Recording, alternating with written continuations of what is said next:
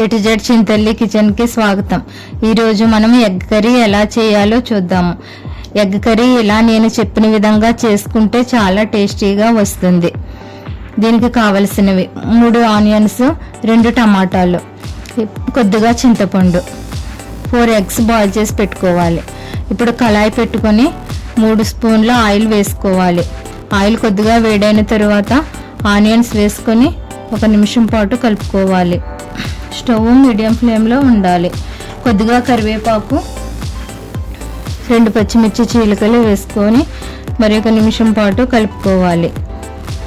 కలుపుకున్న తర్వాత 3 నిమిషాల తర్వాత ఆనియన్స్ ఇలా మగ్గుతాయి. తర్వాత టమాటాలు వేసుకోవాలి.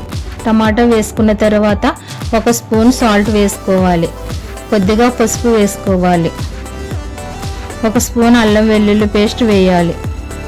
ఇలా వేసిన తర్వాత మరి 1 నిమిషం పాటు కలుపుకోవాలి.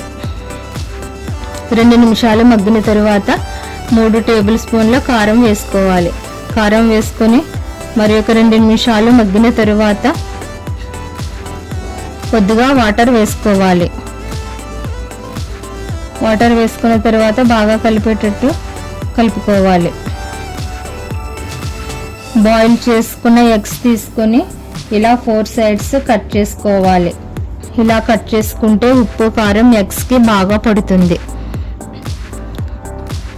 ఇలా 3 నిమిషాలు మగ్గిన తరువాత కొద్దిగా చింతపండు రసం వేసుకోవాలి. చింతపండు వేయడం వల్ల పుల్లటి టేస్ట్ వస్తుంది. ఇలా 2 నిమిషాలు మగ్గనివ్వాలి. ఇలా దగ్గర పడుతుంది.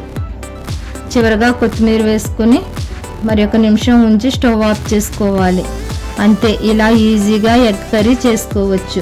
ఈ వీడియో నచ్చితే ఒక లైక్ కొట్టండి. మరిన్ని వీడియోస్ కోసం మా ఛానల్ని సబ్స్క్రైబ్ చేయండి. Thank you for watching.